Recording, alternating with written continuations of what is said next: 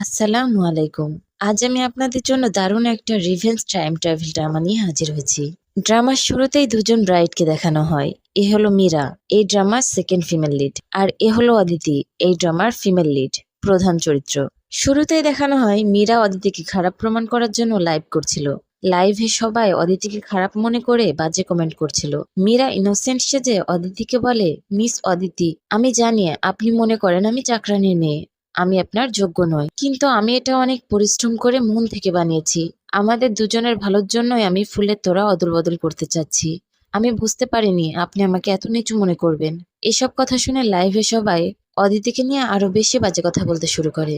অদিতি মনে মনে ভাবে, ও মীরা, তুই যেভাবে হোক আমাকে বিয়ের দিন সবার সামনে খারাপ প্রমাণ করতে চাচ্ছিস। যখন তুই ঠিকই করে নিয়েছিস তুই এমনই করবি, তাহলে আমি কিভাবে চুপ থাকবো। মীরা আবারও বলে, আপু, আমার ফুলের তোড়া দামি তো নয়, কিন্তু এটা আমার অনুভূতি। অদিতি বলে, যদি আপনি বদলাতে চান তাহলে বদলে নিন। মীরা খুশি হয়ে বলে, আপনি বদলাতে রাজি?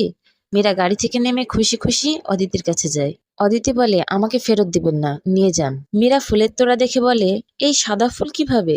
তখনই সিন পরিবর্তন হয়ে অদিতির আগের জন্ম দেখানো হয়। অদিতি ভয়ে ভয়ে পিছাচ্ছে, আর তিনজন বদমাশ ছেলে অদিতির দিকে এগিয়ে আসছে। তিনজন বদমাশ ছেলে অদিতির সাথে চরম পর্যায়ের বেয়াদবি করে, কিন্তু অদিতি অনেক চেষ্টার পরেও নিজেকে বাঁচাতে পারে না। অদিতি মৃত্যুর সময় ভাবে, আমি তো শের পরিবারের আরামাইশে বড় হওয়া মেয়ে অদিতি ছিলাম, কিন্তু একটা বিবাহ টক্করের জন্য চাকরানির মেয়ে আমাকে রাস্তায় নামিয়ে আমার জায়গায় আমার ভাই আর হবু বরের আশকারায় রাজরানী হয়ে রয়েছে।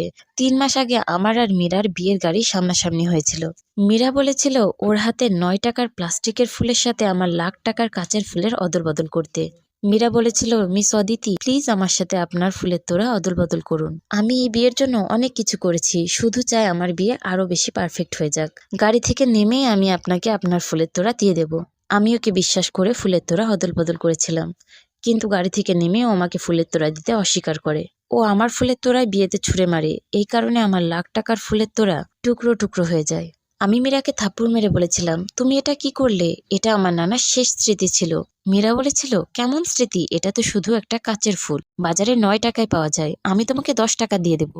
আমি টাকা ফেলে দিলে মীরা বলেছিল, আপু, তুমি সবসময় আমাকে চাকরানির মেয়ে মনে করো, তাই বলে আমার জীবনের এত গুরুত্বপূর্ণ দিনেও আমাকে অপমান করতে চাও?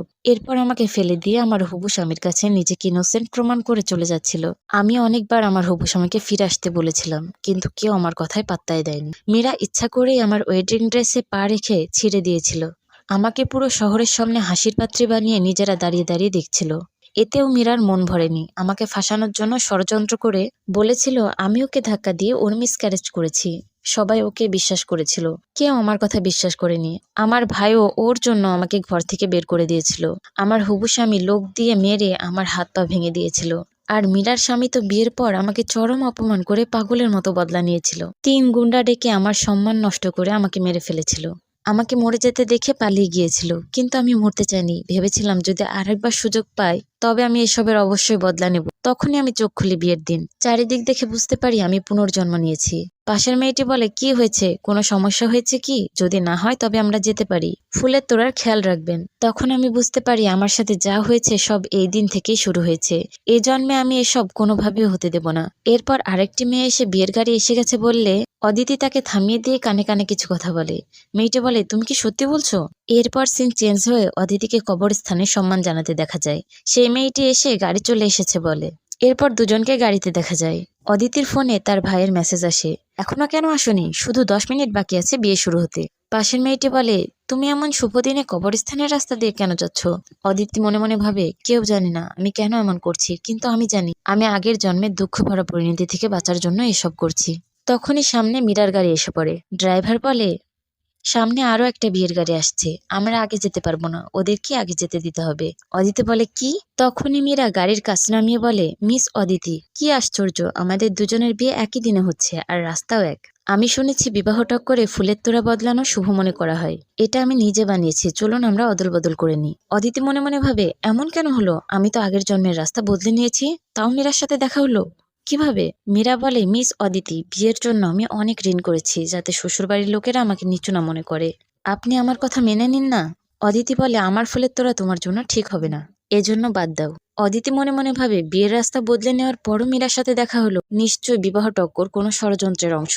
মীরা বলে, মিস অদিতি, সবাই বলে বিবাহ টক করে ফুলের তোড়া না বদলালে অশুভ হয়। আপনি প্লিজ আমার কথা মেনে নিন।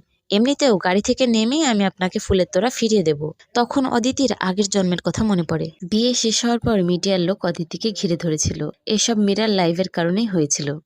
অদিতি কি পারবে মীরার ষড়যন্ত্র থেকে এ জন্মে নিজেকে রক্ষা করতে? দেখতে চাইলে পরের পার্টের জন্য অপেক্ষা করুন। আল্লাহ হাফেজ।